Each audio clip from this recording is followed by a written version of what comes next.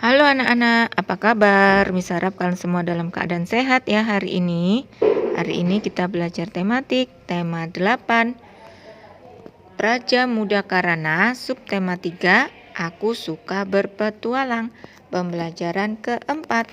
Mari kita belajar dengan penuh semangat. Anak-anak, hari ini kita belajar tentang kekayaan Indonesia.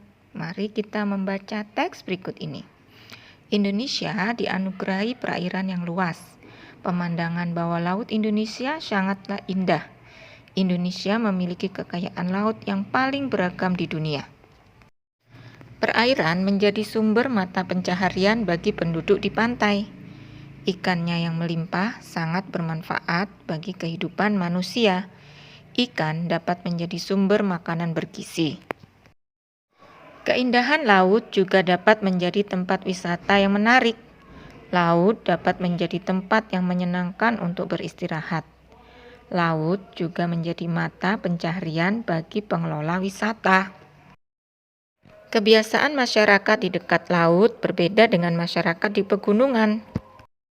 Penduduk Indonesia sangat beragam wilayah tempat tinggalnya. Keragaman wilayah tempat tinggal membuat beragam pula kebiasaan masyarakatnya. Hal ini menyebabkan beragam rumah adat yang ada di Indonesia. Hal ini pula menyebabkan beragam pakaian adat di Indonesia. Perbedaan ini membuat Indonesia menjadi semakin kaya. Walaupun berbeda kebiasaan, masyarakat Indonesia tetap hidup rukun dan damai. Nah, anak-anak, keberagaman apa saja yang dapat kamu temukan dalam bacaan tersebut? Keberagaman yang ditemukan dalam teks adalah keberagaman rumah adat, pakaian daerah, wilayah tempat tinggal, kebiasaan, dan berbagai jenis ikan yang ada di perairan Indonesia. Sikap manakah yang sesuai dengan semboyan negara Indonesia?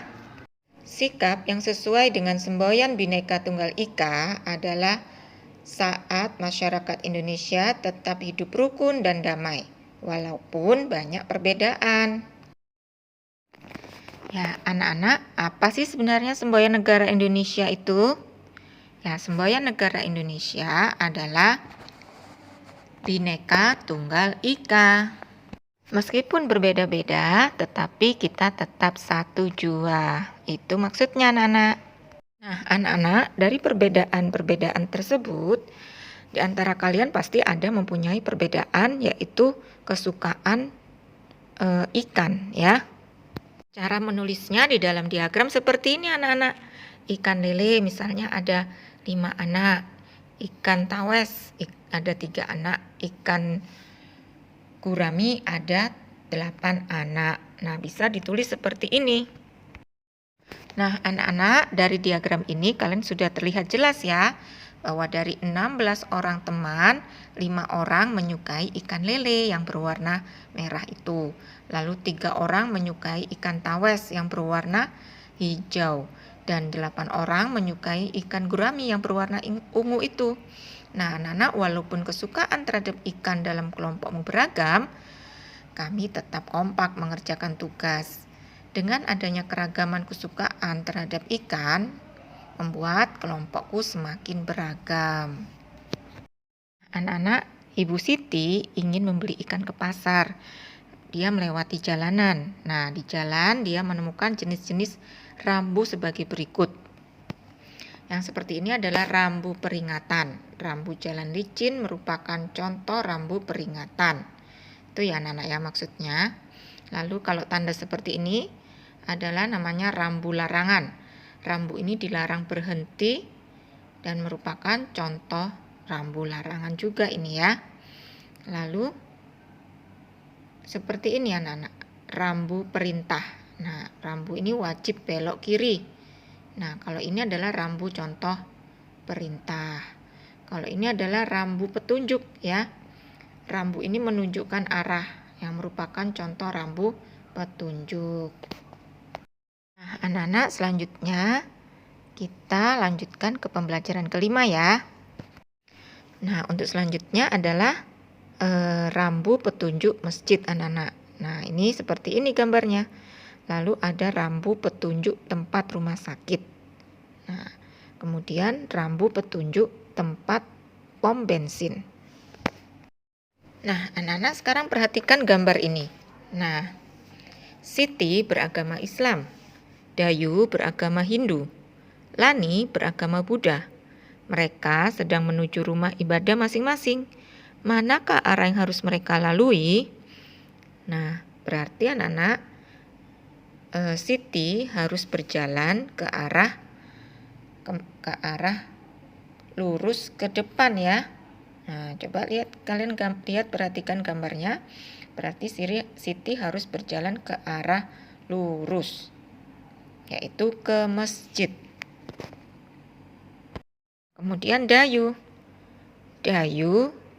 harus berjalan kemana anak-anak? Lihat, ini adalah pura, berarti Dayu harus ke arah kanan ya. Ini sesuai arahnya. Nah, kemudian Lani beragama Hindu, berarti dia harus menuju ke wihara. Nah, kalau ke wihara itu berjalan kemana anak-anak? Ya, sesuai arahnya, berjalan sebelah kiri. Indonesia terdiri atas berbagai suku bangsa dan agama. Berbagai jenis perbedaan disebut juga dengan keberagaman anak-anak.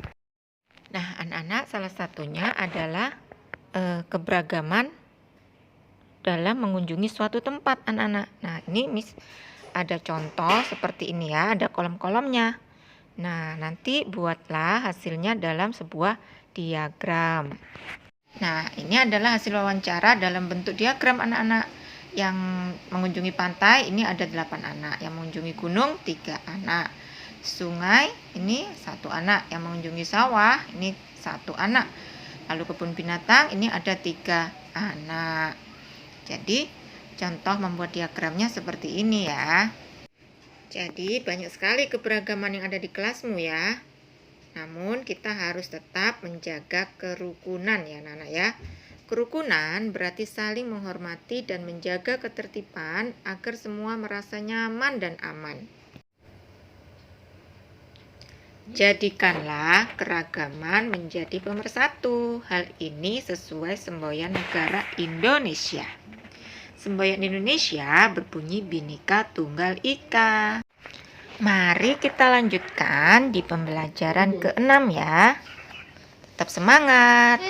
Anak-anak, pada pembelajaran yang ke-5 kalian sudah belajar untuk membuat diagram perbedaan tempat tujuan. Nah, sekarang kita membuat diagram tentang makanan kesukaan ya. Nah, ini adalah contoh makanan tradisional anak-anak ya. Ada onde-onde, klepon, dodol, serabi, dan kue lapis. Apakah kamu dan teman-temanmu suka kue tradisional? Perhatikan diagram makanan tradisional yang disukai anak-anak. Kue tradisional yang disukai oleh 50 orang. Ada yang penyuka onde-onde ada 40 orang ya. Kemudian kelepon itu ada 30, tidak sampai 30, ini setengahnya dari 30 ya. Berarti dia 25 kan, tengah-tengahnya kan. Nah, kemudian dodol. Nah, kalau dodol ini ada setengahnya dari 10, yaitu 5 saja berarti ya. Berarti kemudian serabi. Nah, kalau serabi ini setengahnya, ini nggak sampai 40, berarti dia 35. Kalau kue lapis dia sampai 50 yang menyukai ya. Nah, ini adalah diagram yang kesukaan makanan tradisional tadi anak-anak. Nah, sekarang ada pertanyaan nih. Berapa banyak anak yang menyukai serabi? Nah, kita lihat nih tadi. Yang menyukai serabi tadi adalah berapa anak-anak? Iya, yang menyukai serabi ada 35 orang ya. Berikutnya, berapa banyak anak yang menyukai klepon? Nah, kita lihat diagramnya. Klepon ini adalah lebih dari 20 dan kurang dari 30, berarti dia adalah 25 orang yang menyukai klepon. Kemudian, apa nama kue yang paling banyak disukai? Nah, langsung saja kita lihat anak-anak yang paling tinggi nih diagramnya nih. Berarti dia adalah kue lapis ya, yang paling banyak disukai. Kemudian, apa nama kue yang paling sedikit disukai? Tentu saja yang warna oranye ini anak-anak ya, kue dodol yang paling sedikit disukai. Berapa banyak perbedaan antara yang menyukai kue lapis dan kue onde-onde? Nah, kalau menanyakan perbedaan, berarti kalian harus mengurangkan ya. Peminat kue lapis tadi 50, lalu peminat onde-onde itu 40, tinggal dikurangkan 50 kurangi 10, kurangi 40 adalah 10 orang. Nah, dari diagram ini kita dapat simpulkan anak-anak, apa saja yang dapat kamu simpulkan? Yaitu dari 50 orang anak, ternyata semua menyukai kue lapis. Semua anak memiliki kesukaan kue tradisional, lebih dari satu jenis. Semua kue tradisional yang disukai rasanya manis. Nah, sampai di sini anak-anak pembelajaran kita hari ini. Miss harap kalian selalu tetap semangat dan selalu jaga kesehatan. Sampai di sini pembelajaran kita. Bye-bye. God bless you anak-anak.